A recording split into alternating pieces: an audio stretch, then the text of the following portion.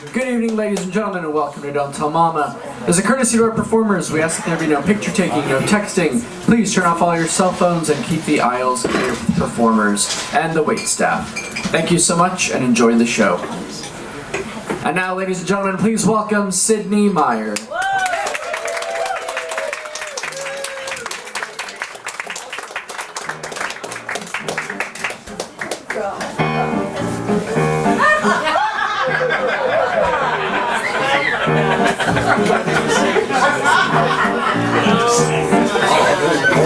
Must be bigger than an avenue, 9th Avenue. I know, sure the life is grand with family and friends, but let's face it now, this isn't where it ends. There's a place in the land of opportunity, and it's calling me to go. So no matter what may happen, I'm giving it a try. I'm not going to sit here napping until the day I die. Oh, the world must be bigger than an avenue, 9th Avenue. Goodbye. Oh, I'll find me a corner in that world somewhere. I will take the dare, you'll see. You can tell the folks around this neighborhood, here's one local kid who's bent on making good. Just show me a sweetheart who's got fancy charms. In my waiting arms he'll be. I've got love to fill an ocean and stardust in the eye. So no matter what may happen, I'm giving it a try. Oh, the world must be bigger than an avenue, 9th Avenue. Goodbye. Just show me a sweetheart who's got fancy charms. In his waiting arms I'll be. I have love to fill an ocean and stardust in the eyes. So no matter what might happen, I'm giving it a try. Oh, the world must be bigger than an avenue, 9th Avenue. Goodbye.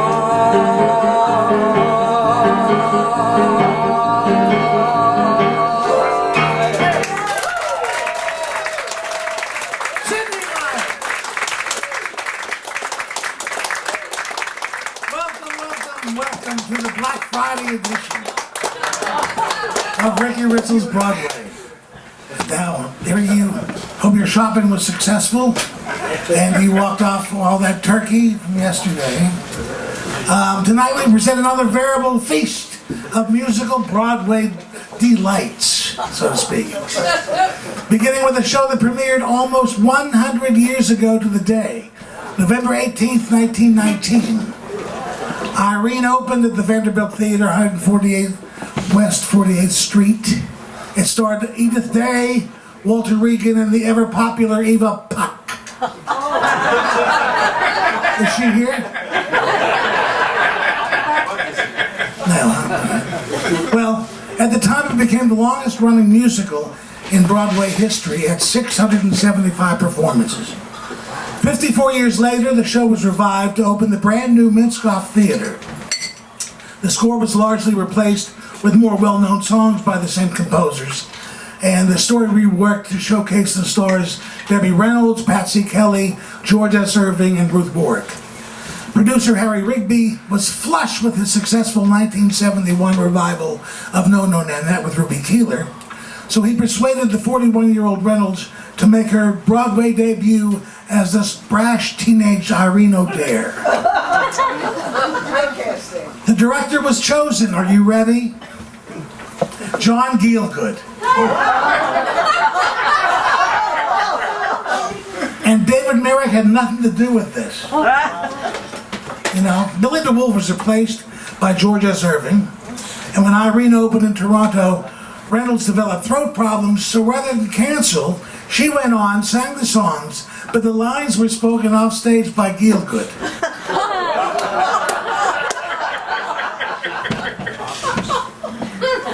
The reviews in Philadelphia were devastating. Howard Champion replaced Gielgud. Peter Gennaro redid the choreography, and Joseph Fiddler on the Roof Stein came in to doctor the book. The Broadway opening was delayed, and it played Washington, D.C., where President Nixon and his family pronounced Irene a hit, accelerating ticket sales in New York. Irene opened at the brand new Minskoff Theater on March 13th, 1973, and ran for 594 performances. Irene O'Dare and her mother run a music shop on Manhattan's West Side. But as you heard in the opening number, she dreams of life everywhere else. She goes to a tuna piano at Long Island Estate and ends up falling head over heels for the young millionaire of the house. The grande dame of the mansion makes her entrance, listing just how blue her blood is. Please welcome our own personal, completely lovable grande dame, Sally Darling.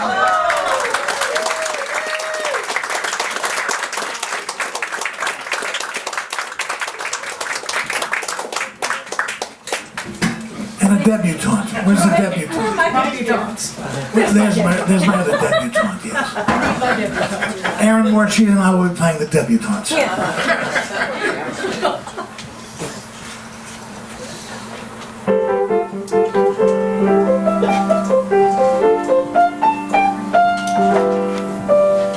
Underneath the branches of our spreading family tree, come along with me And meet our grandma's lovely habits. underneath the branches where it's elegant and cool. No accident, we're always sent where Granny went to school. Wouldn't it be just the thing to chatter with a girl? Distantly related to a baronet or earl.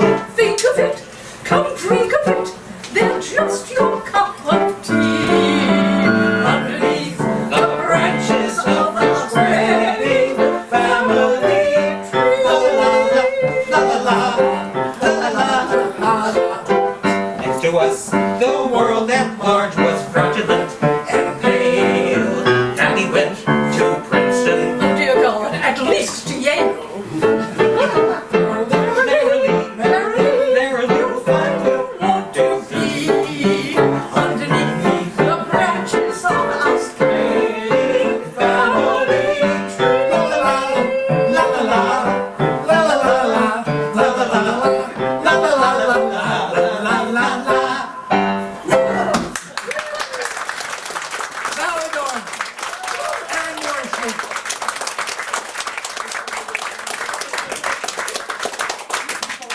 A friend of the family wants to start a fashion line under the name Madame Lucy, and gets Irene to recruit her pretty friends to model his gowns, which Donald, the young millionaire, will finance. Irene dreams of a particular dress she had.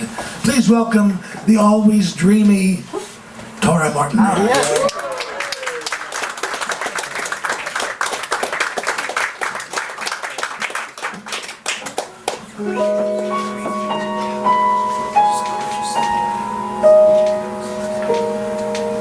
I once had a gown, it was almost new. Oh, the daintiest thing, it was sweet as blue. With little forget-me-nots placed here and there. When I had it on, I walked on the air. And it wore, and it wore, and it wore,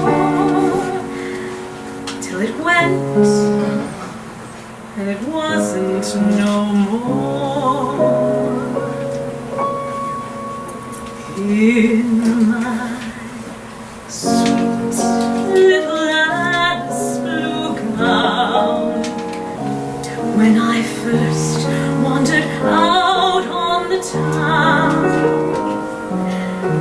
I was both proud and shy, as I felt every eye, and in every shop window I primmed passing by. then in manner of fashion I frown, and I feel the whole world smiling down, till it wilted. I wore it, I'll always adore it, my sweet little Alice Blue gown.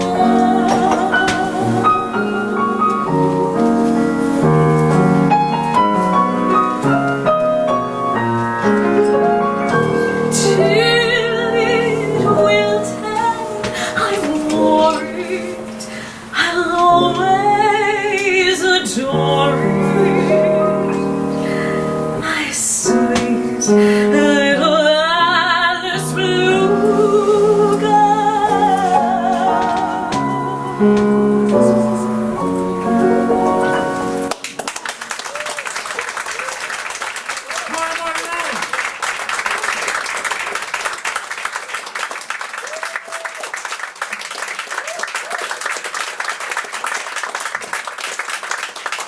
Now, Madame Lucy makes his entrance at the Fashion Gala.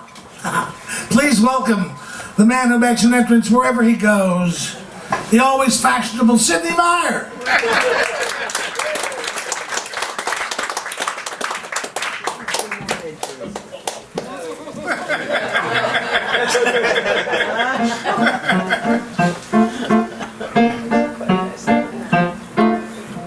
To the ladies I was nothing but another pretty face. I never made first base with just my pretty face.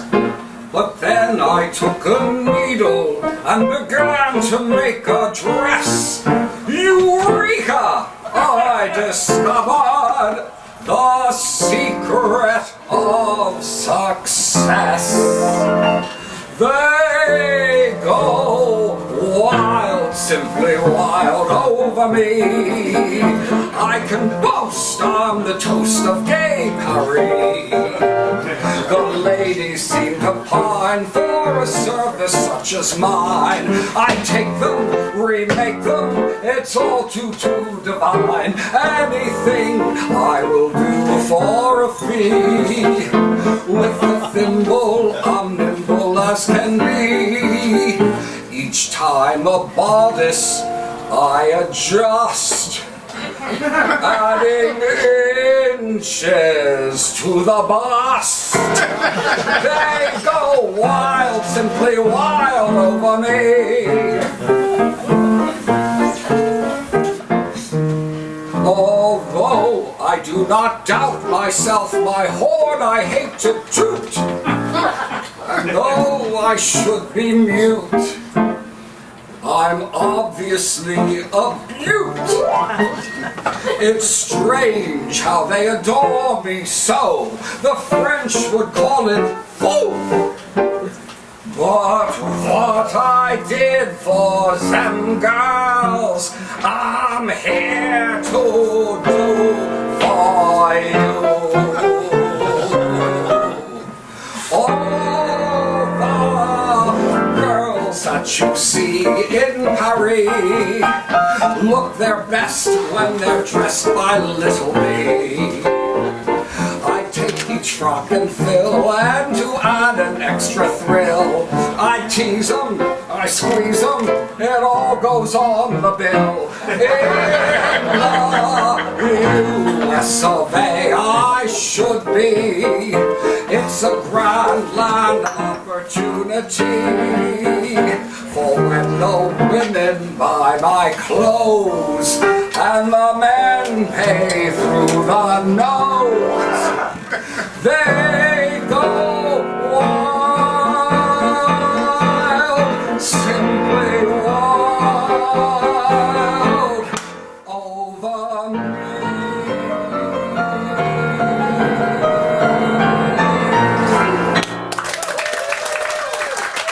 Sidney Meyer.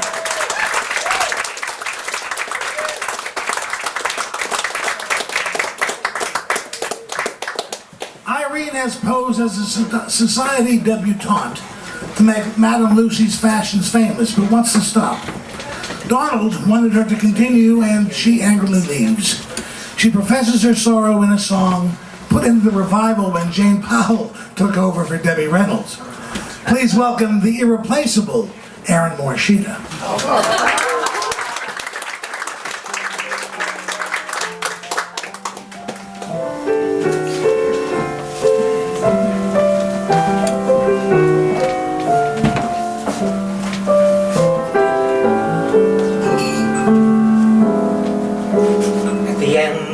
The rainbow is happiness, and to find it, how often I've tried.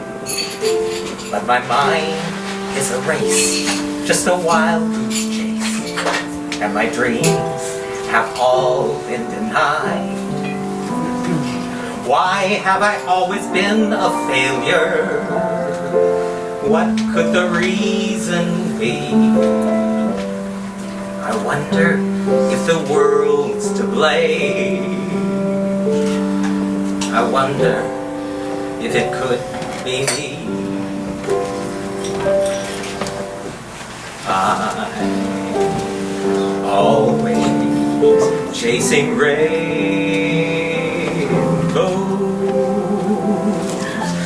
watching clouds drifting by.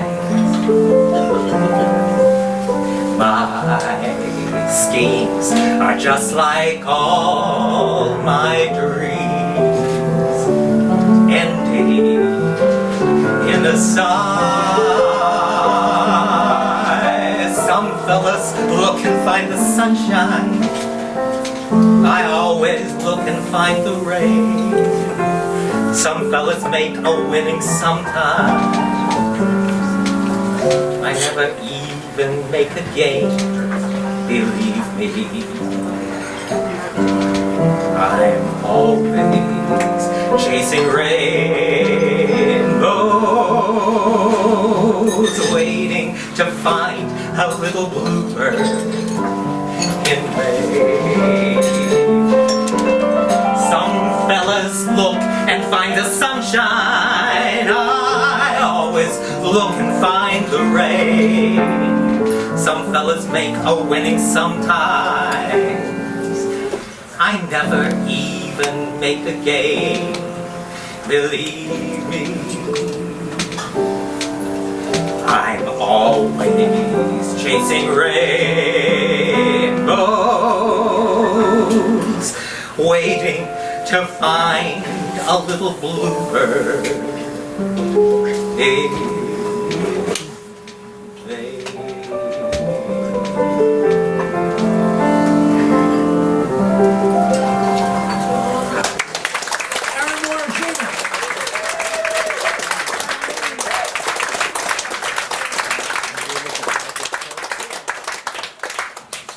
Mrs. O'Dare tries to cheer Irene up, and Irene is grateful. Returning as Irene, this time again, is the ever-grateful Sidney Meyer. And I will assume the role of Patsy Kelly.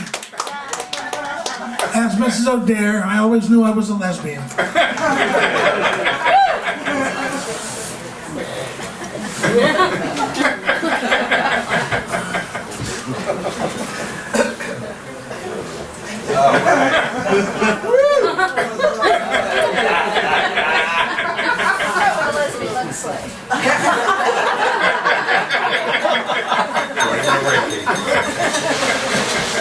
Okay.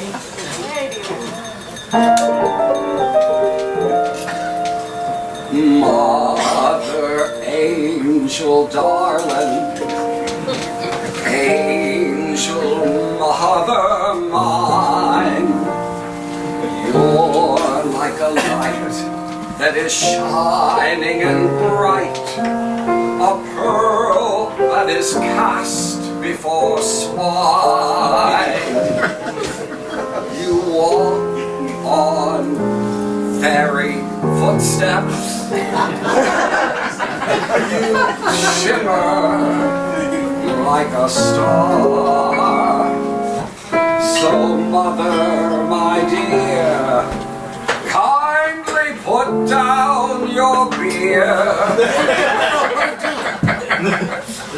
and I'll tell you how great you are.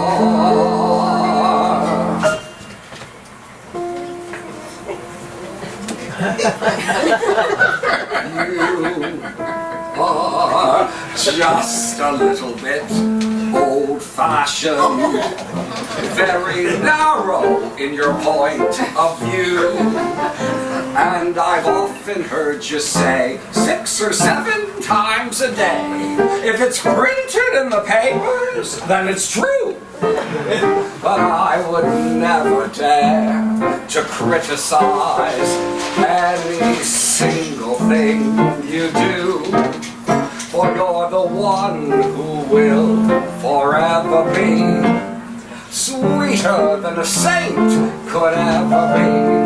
And I bless the stars above that there will never be another mother just like you. You wouldn't fool me. Oh, never another mother just like you. I hope you mean it. I do. Another mother just like you. You know I don't deserve it. Come here and sit by my lap.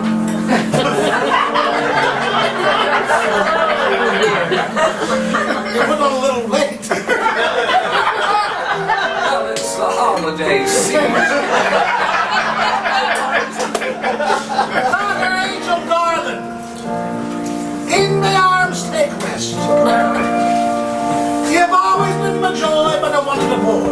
I sail for second best. Your voice is like the rustle of blossoms on a tree. So, daughter, dear daughter,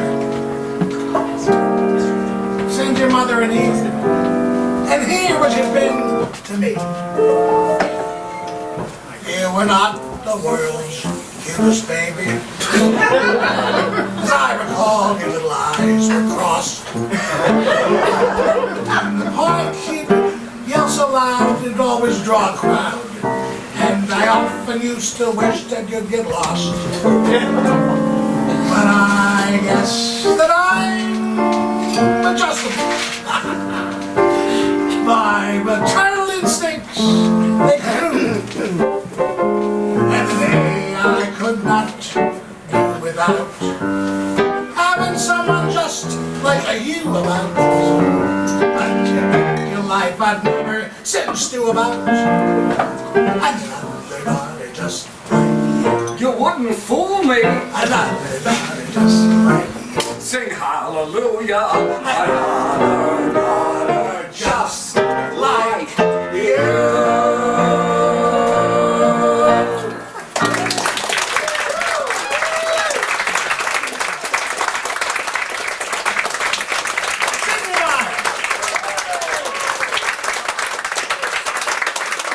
Now, daughter tracks down Irene to the music store, where they reconcile but end up arguing again. Irene brings her mother to the grand ball at Donald's estate, where Mrs. O'Dare discovers that Madame Lucy is really Liam O'Dowtry, the lost love of her girlhood.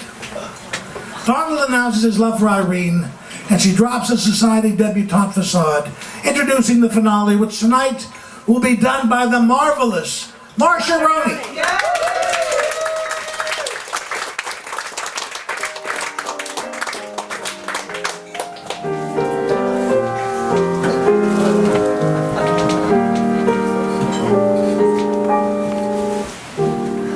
I've been thinking all day long. Don't know if I'm right or wrong. Your love makes me feel this way. I can't help just what I say. Why, oh why should I be blue? Once I used to laugh at you, but now I'm crying. There's no denying that no one else but you would do.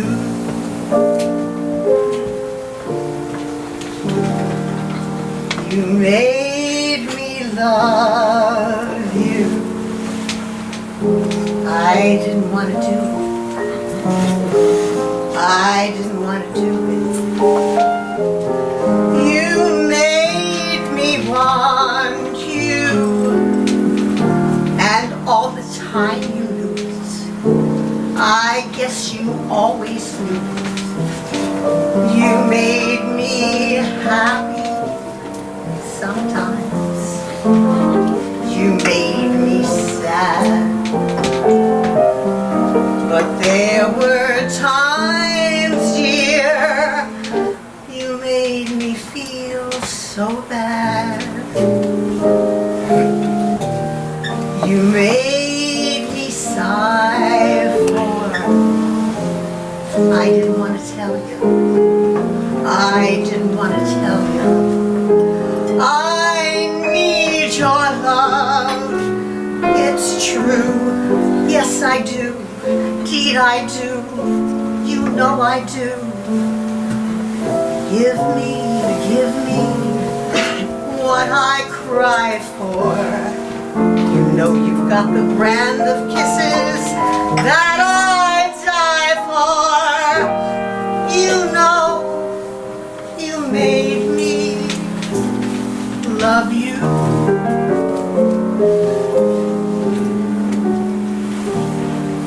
I had pictured in my mind someday I would surely find someone handsome, someone true.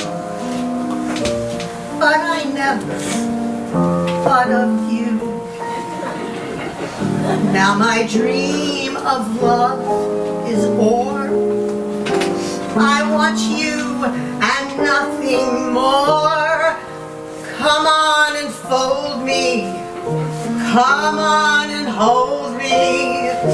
Just like you never did before. You made me love you. I didn't want to do it. I didn't want to do it. You made me want you. And all the time you knew it. I guess you always knew it. You made me happy sometimes. You made me sad.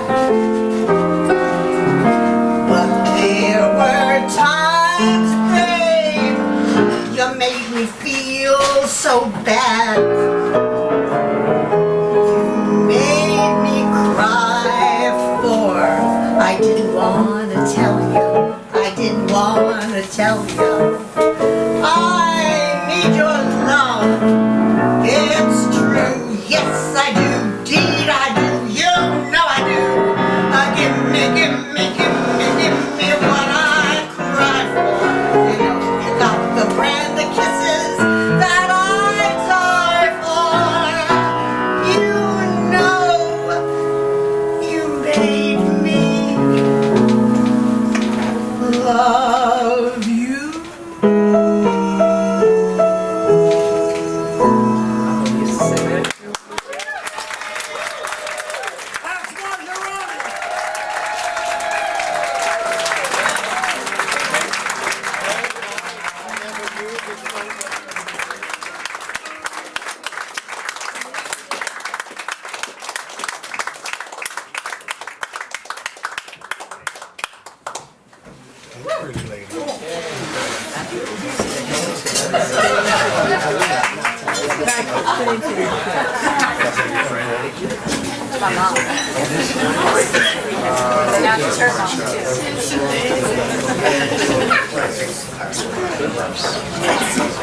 Right side up and everything. It's all like Rocky and Bullwigs. Here we are. Yes, John Steinbeck's novel, Cannery Row, told of life in Monterey, California among the fishing factories and denizens of the area. He wrote a sequel, the short novel Sweet Thursday, actually aiming for it to be turned into a musical. He had spoken with producers Fewer and Martin, who wanted to musicalize Cannery Row, but were worried about some of the unsavory characters. So Steinbeck said he would write the sequel specifically aimed at being a musical. They wanted Frank Lesser to write the score, but he was busy with Most Happy Fella. Henry Fonda was sought to play Doc, and he took singing lessons for 6 months. While this was happening, to play the Madam of the Whorehouse, yes, Virginia, there is a whorehouse in a Rodgers and Hammerstein musical. For the Madam, they got Helen Trouble from the Metropolitan Opera. Well, Fewer and Martin approached Rodgers and Hammerstein to write the score. They were handed Trouble, who they accepted, and Fonda, who they rejected, because, quote, he just couldn't sing. Ironically, Rodgers and Hammerstein tried to get Julie Andrews to play Susie, the waif who ends up at Fonda's house and in love with Doc. But she was in negotiations to act with another guy who couldn't sing at the time. And the show was called, at the time, My Lady Liza.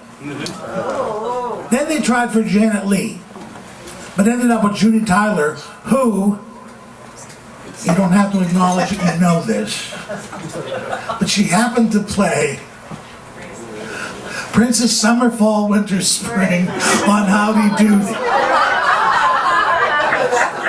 They're giving rage away. Yes. Well, Pipe came over to the Schubert Theater November 30th, tomorrow, 1955, and closed 246 performances later on June 30th, 1956.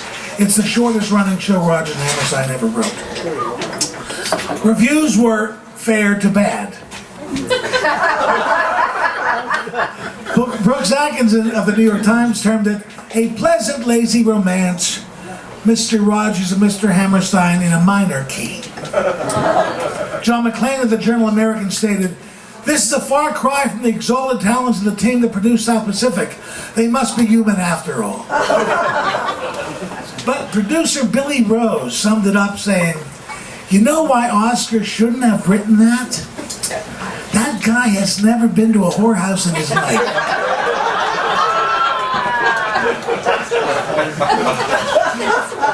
The reason the show was received so poorly may have been because, as John Steinbeck told Hammerstein, "You took my prostitute and turned her into a day nurse." So as we begin, we are going to begin. As soon as I get this computer to work. What show are we on? Oh, thank you.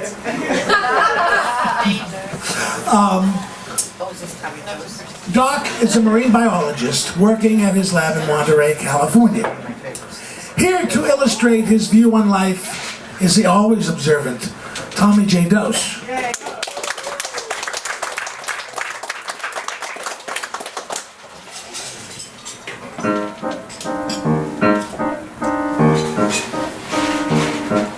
The starfish may look unimportant, lying limply on his underwater shelf. He may not look important to you, but he's very interesting to himself. It takes all kinds of people to make up a world, all kinds of people and things. They crawl on the earth, they swim in the sea, and they fly through the sky on wings. All kinds of people and things. And brother, I'll tell you my heart, whether you like them, whether you don't, you're stuck with the whole damn bunch.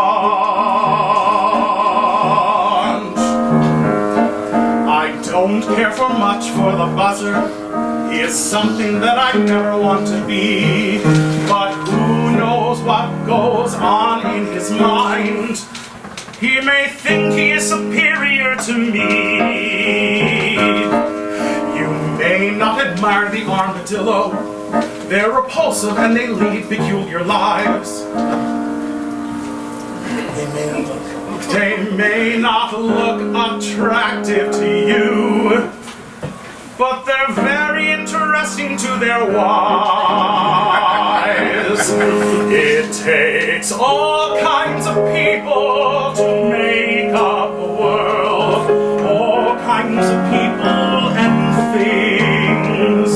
They crawl on the earth, they swim in the sea, and they fly through the air on wings. All kinds of people and things. And brother, I'll tell you my heart, whether you like them or whether you don't, you're stuck with the whole damn bunch.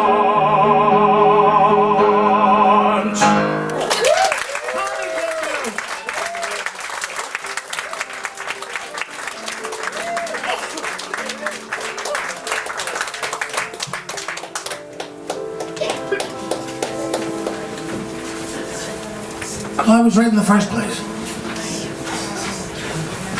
Bear with me. Here it is.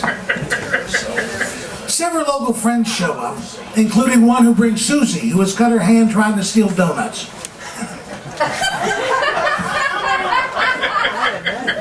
Although Doc is not a medical doctor, people come to him for advice and treatment. They begin talking, and Susie tells him about her journey from San Francisco. Please welcome back the delectable Tara Martinez.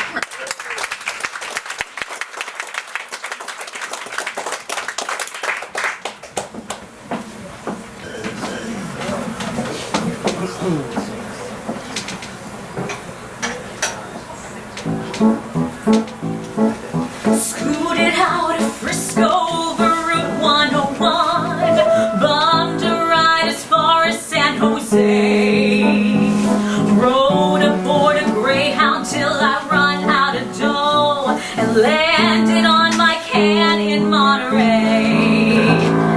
But I learned a lot of things along the way, and I seen a lot of things along the way. I rode by a house with the windows lighted up, looking pretty as a Christmas tree. And I said to myself, as I rode by myself, everybody's got a home but me. I rode by a house where the moon was on the porch and a girl was on her fella's knee. And I said to myself, as I rode by myself, everybody's got a home but me. I am free, and I'm happy to be free. To be free in the way I want to be. But once in a while, when the road is kinda dark and the end is kinda hard to see, I look up and I cry at a cloud going by. Won't there ever be a home for me somewhere? Everybody's got a home but me. I am free, and I'm happy to be free. To be free in the way I want to be. Once in a while, when I'm talking to myself, and there's no one there to disagree. I look up and I cry to that big empty sky. Won't there ever be a home for me somewhere? Everybody's got a home but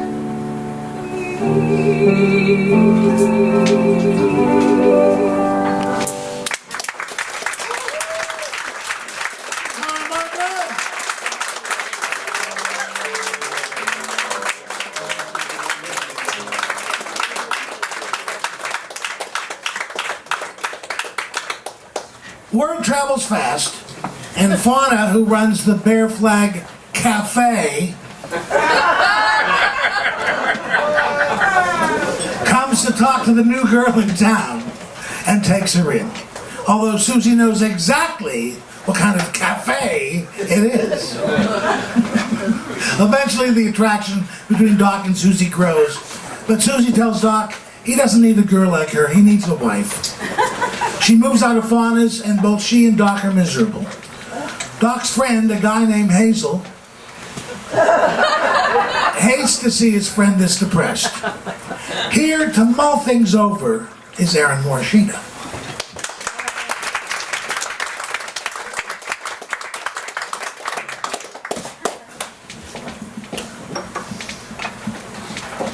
I was saving that seat for you.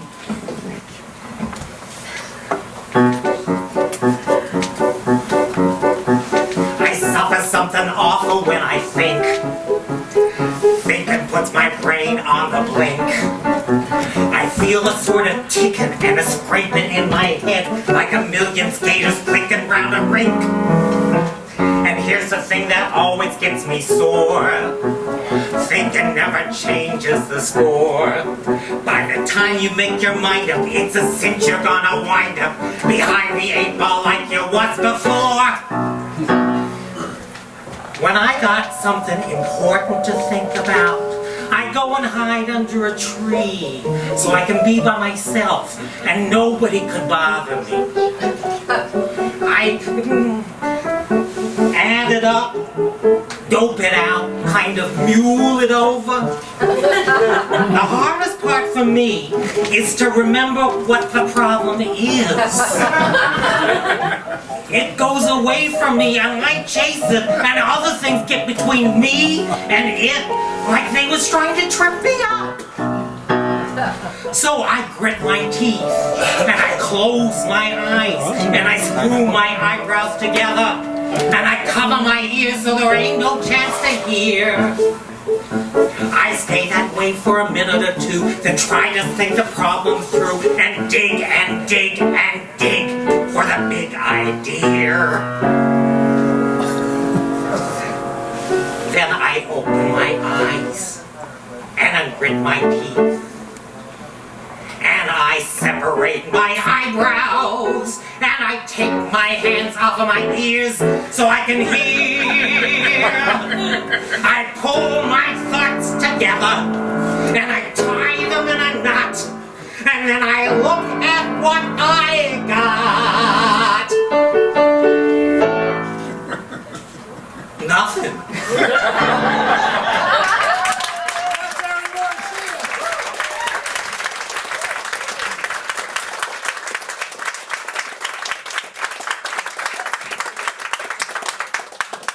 Eventually decides to make the first move and goes to Susie, flowers in hand. But Susie says she's content with her life, and Doc leaves dejected. Hazel asks Susie what happened, and she tells him. But she also says if Doc were sick or broke an arm or a leg, she'd tend to him. Hazel gets an idea and sneaks into Doc's apartment at night with a baseball bat. The next thing you know, a medical doctor is tending to Doc's broken arm, and Doc's trying to figure out how he broke it. Susie shows up with soup, and Doc professes his undying love, and she finally thaws and admits her love as well. Fauna and the girls and everybody show up for a big happy finale. They reprise a song Fauna has in the first act, in which she expounds on the joy of being upright on her day off. Please welcome the often upright, Andrea Axelrod.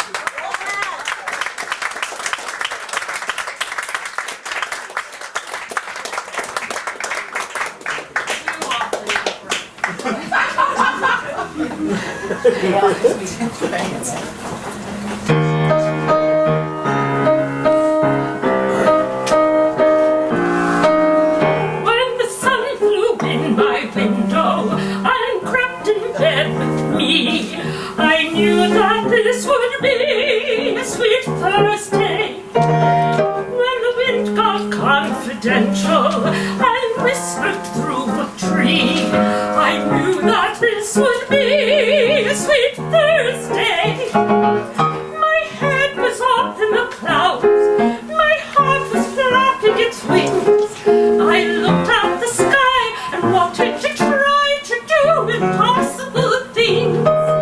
What a day it's been for dreaming. My dreams have all come true. And if what I have for you turns out to be right, it's going to be a sweet Thursday night for me. It's going to be a sweet Thursday night. Good kind of confident feeling has followed me all day long. My luck was in, I played to win. I knew I couldn't go wrong.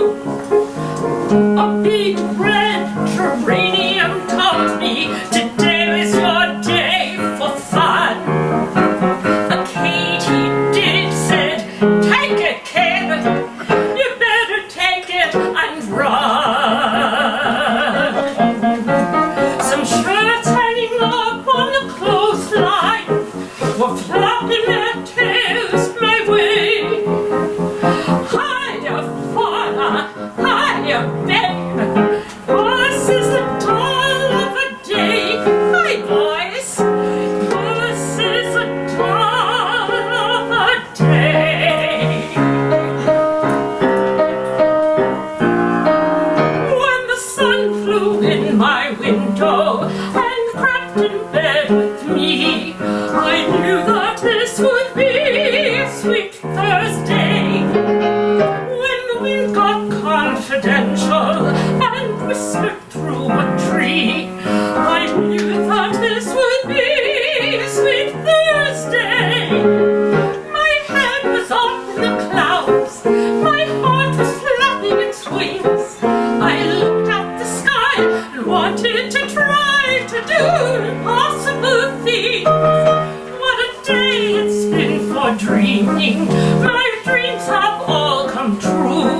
And if one for dark and Sue turns out to be right, it's going to be a sweet Thursday night for me. It's going to be a sweet Thursday night.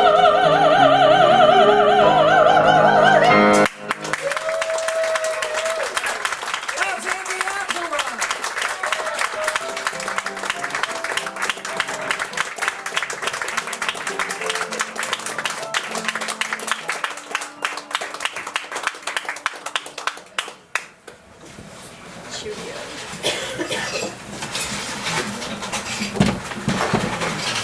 Before we move to our final show, I have a few thank yous to make. Everyone here, Don't Tell Mama. The wonderful Sidney Meyer for the use of the hole. Please remember your waitstaff, Jeffrey and Kelly. Unlicensed sound, Adam DiCarlo. Jay Rogers and Aaron Morishita for staging this foldy role.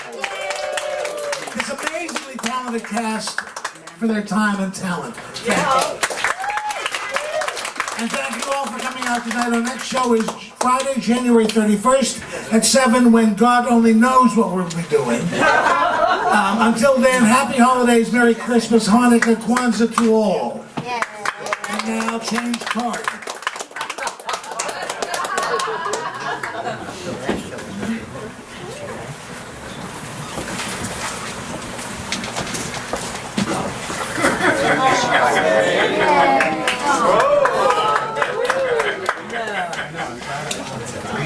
Yes.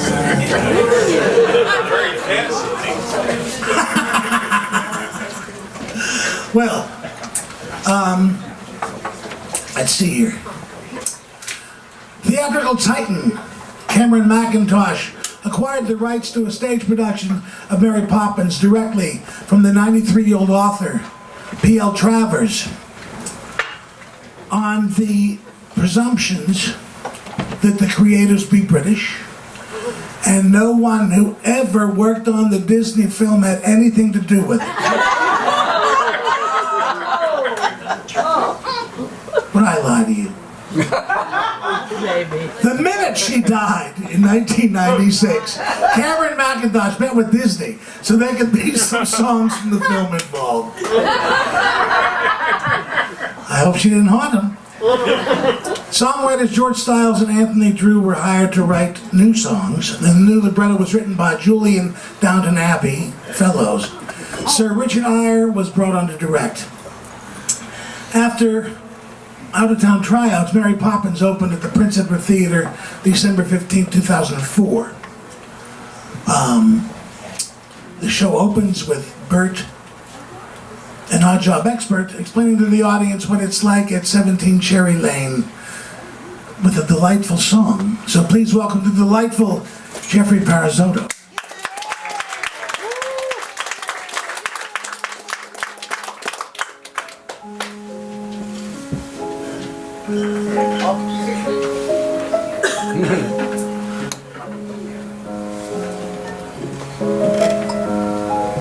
Up where the smoke is all billowed and curled, between pavement and stars, there's a chimney sweep's world, but there's hardly no day, nor hardly no night. There's things half in shadow and halfway in light. On the rooftop of London, ooh, what a sight. The best view in the world, eh? And who gets to see it? The birds, the stars, and the chimney sweeps. Nothing can beat it, eh? Now as the ladder of life has been strung, you may think I sweeps on the bottommost rung, though I spends me time in the ashes and smoke. In this whole wide world, there's no happier bloke. Chim chimney, chim chimney, chim chim tree. A sweep is as lucky can be. Chim chimney, chim chimney, chim chim true.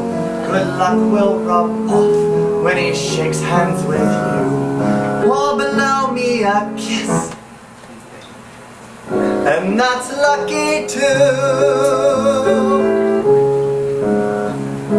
Chim chimney, chim chimney, chim chim cheree.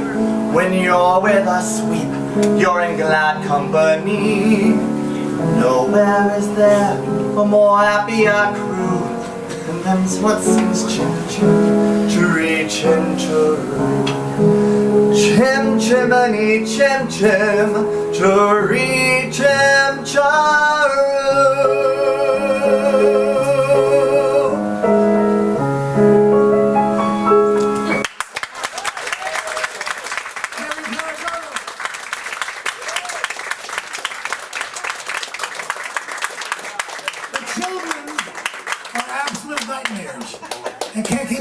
So they write their own want ad, which their father immediately rips and throws in the fireplace. And almost immediately, Mary Poppins arrives. Please welcome the ever-dependable Deborah Zucker.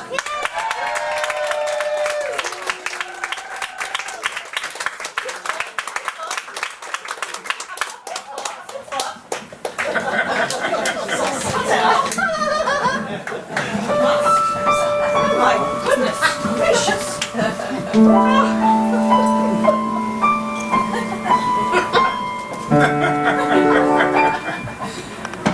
By the time the wind has blown the weather vane around, I'll show you, if I can, No matter what the circumstance, for one thing I'm renowned.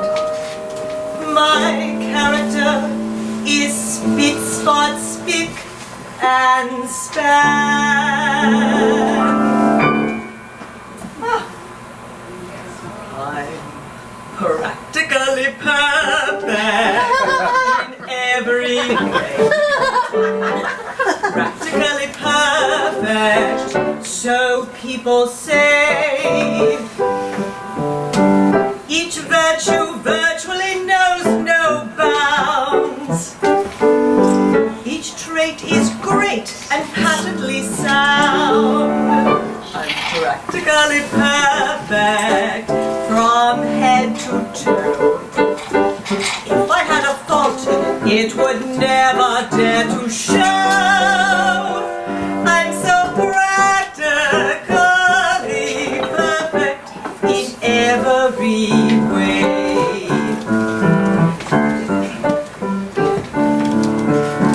Both prim and proper and never too stern. Well educated yet willing to learn. Those are honest.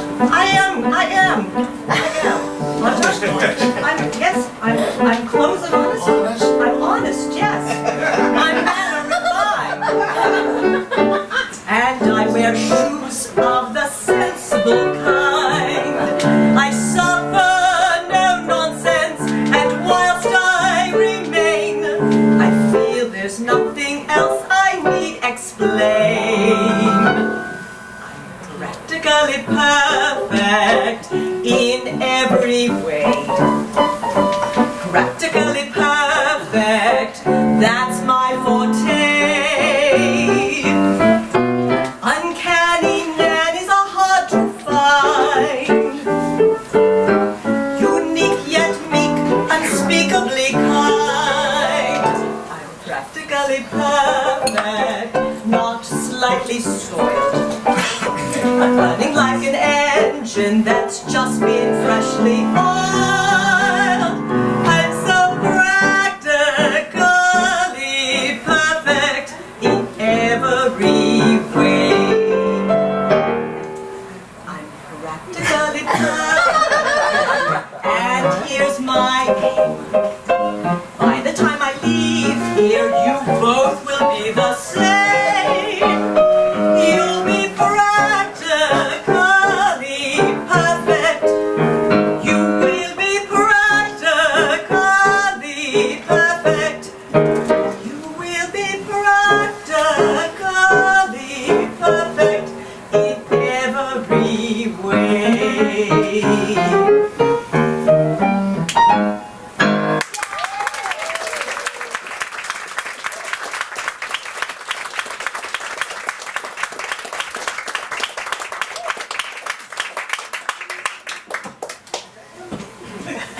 I used to have a microphone. What would you like to tell the people? There it is. I'm going to get the book. Turn around there one. Anyhow, Mary, Yes. the children disrupt their mother's plans for a tea party. But Mary Poppins makes it all better. In every job that must be done, there is an element of fun. You find the fun and snap, the job's a game. And every task you undertake becomes a piece of cake, a lark, a spree. It's very clear to see that a spoonful of sugar helps the medicine go down. The medicine go down, medicine go down. Just a spoonful of sugar helps the medicine go down in a most delightful way. Ah, yes. The robin feathering his nest has very little time to rest while gathering though quite intent in his pursuit, he has a merry tune to toot. He knows a song will move the drum along.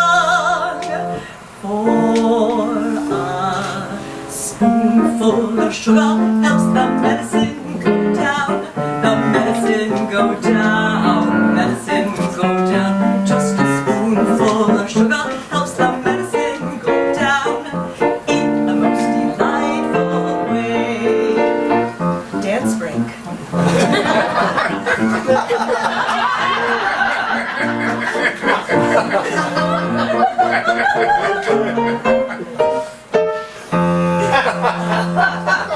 The honeybees that fetch the nectar from the flower to the comb never tire of ever buzzing to and fro, because they take a little nip from every flower that they sip, and hence they find their task is not a grind. For a spoonful of sugar helps the medicine go down. The medicine go down, medicine go down. Just a spoonful of sugar helps the medicine go down in a most delightful way. Now it's your turn.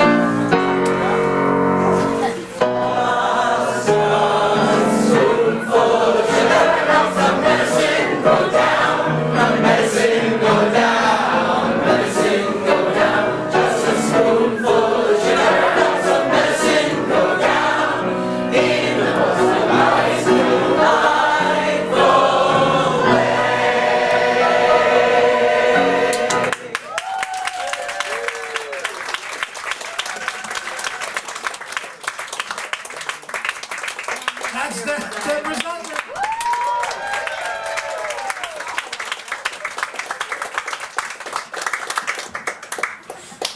I don't know what's going on with this, but I will survive, so to speak.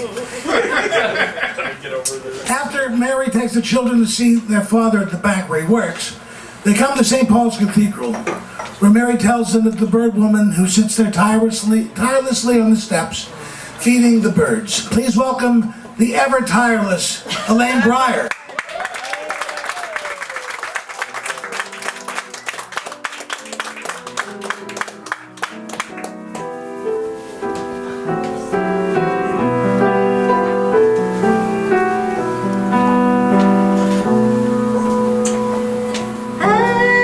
Each day to the steps of St. Paul, a little old girl will come in her own special way to the people she calls. Come, my bag's full of crumbs. Come feed the little birds, show them you care, and you'll be glad if you do. The young ones are hungry, their nests are so big. All it takes is tuppence from you.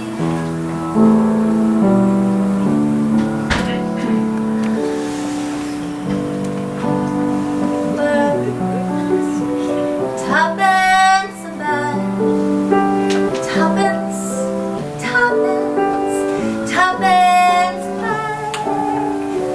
Feed birds, that's what she cries, while overhead her birds fill the skies.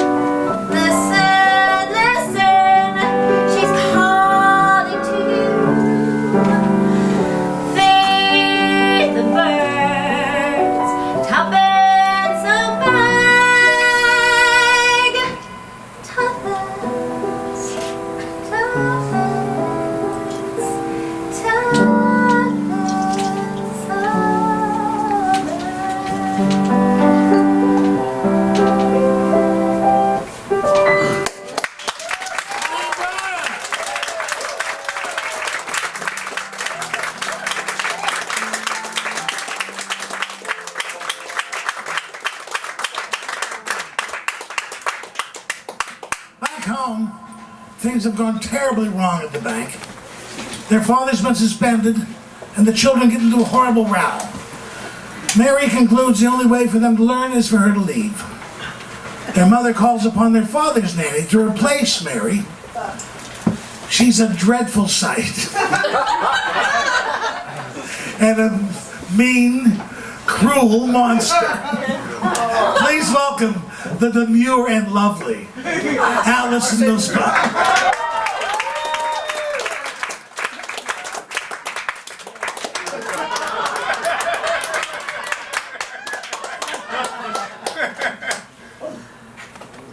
These children have been spoiled.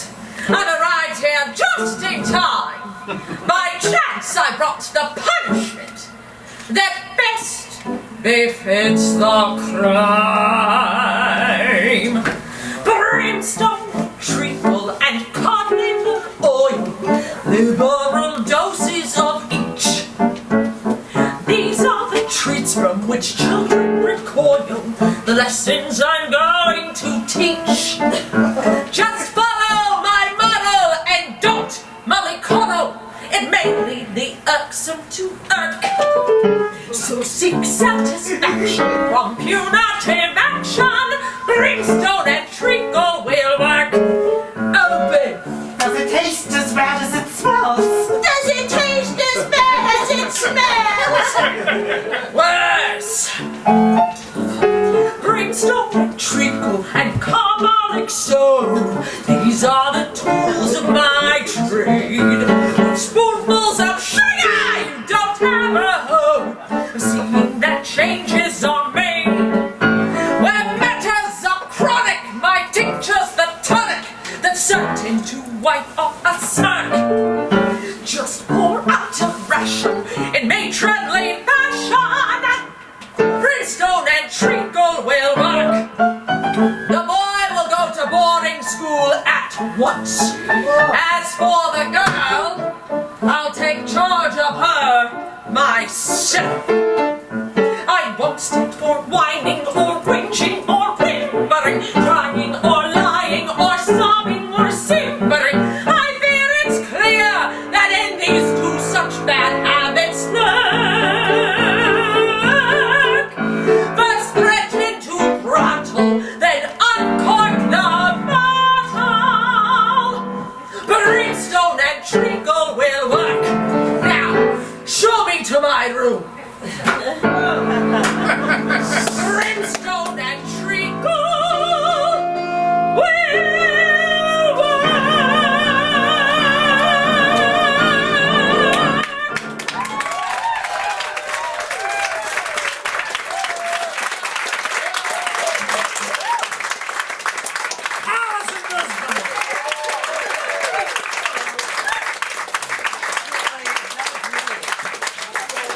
You gotta love her.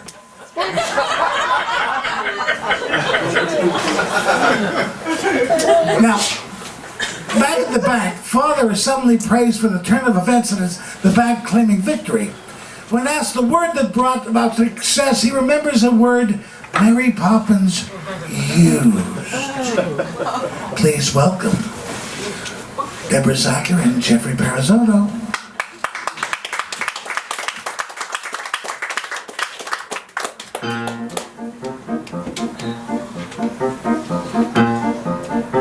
Hello, Mary.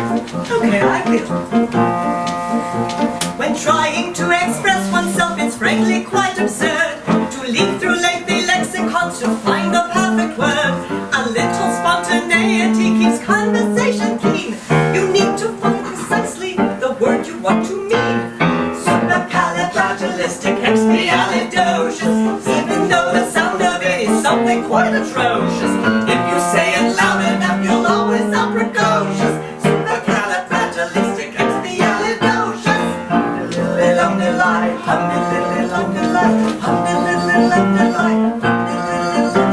When Stone Age men were grunting, merely using words of advice. Now if they heard this word, they might have used it once or twice.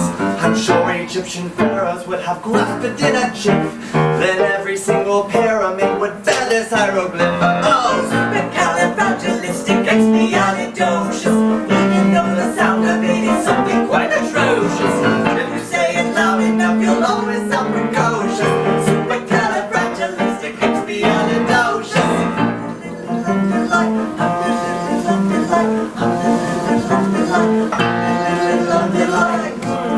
Okay. I know.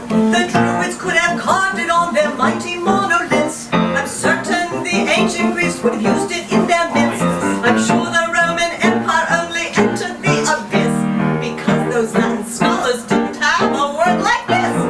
Supercalifragilisticexpialidocious. Even though the sound of it is something quite atrocious. If you say it loud enough, you'll always sound precocious. Supercalifragilisticexpialidocious.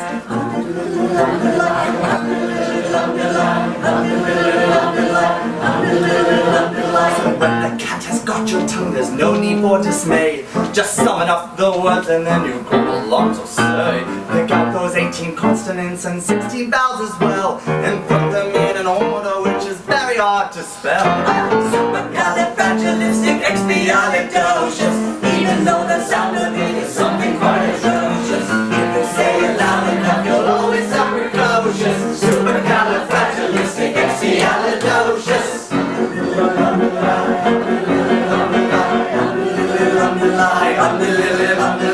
Supercalifragilisticexpialidocious. Even though the sound of it is something quite atrocious. If you say it loud enough, you'll always sound precocious. Supercalifragilisticexpialidocious.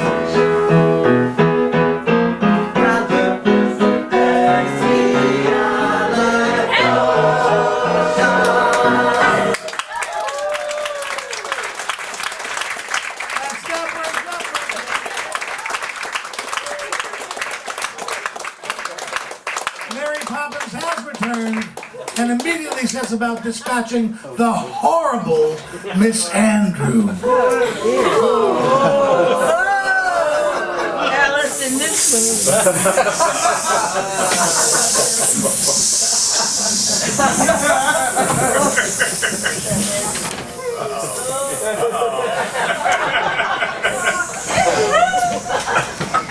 So, you've decided to come crawling back, have you? Well, I think we know what's needed now. Brimstone and treacle, my favorite liquor, that will make runaways stop. Impudent children respond so much quicker when forced to drink every last drop. Is this what you're looking for? Who are you? I'm Mary Poppins. Mary Poppins. But you left without notice. And I've come back without notice. And what do you expect me to do? Pack? Insolent person! How dare you speak to me in such a manner? Silly little girl with your newfangled methods. I bring up children so they know their place. Standing on tradition, I've governed my charges. Mishandled charges blow up in your face. I brought up their father. That I don't doubt. Must be so proud at the way he turned out. A shining example, a pillar, a post. They all have their problems, but him more than most.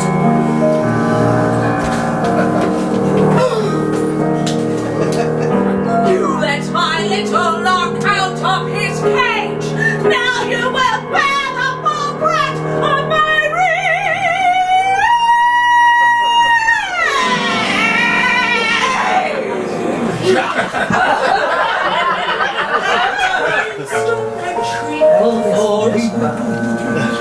Brimstone and treacle. Just a spoonful of sugar. Brimstone and treacle. Just a spoonful of sugar. Brimstone and treacle. Just a spoonful of sugar. Brimstone and treacle for you.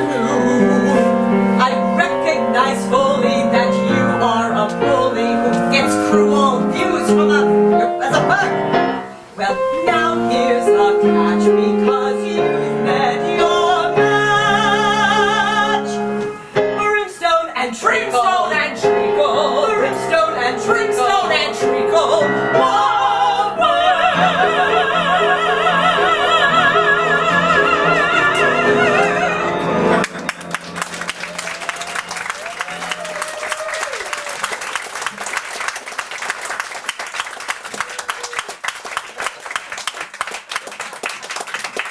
Now that Father has seen the value of human emotion and the children have grown to appreciate more than their own needs, Mary realizes her job is done and leaves the Banks household.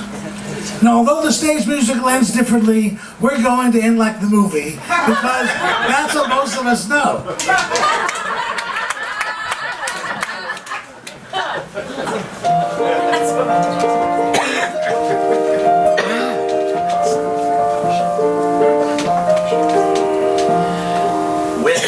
Poppins for paper and string. You can have your own set of wings. You can dance on your feet with your feet on the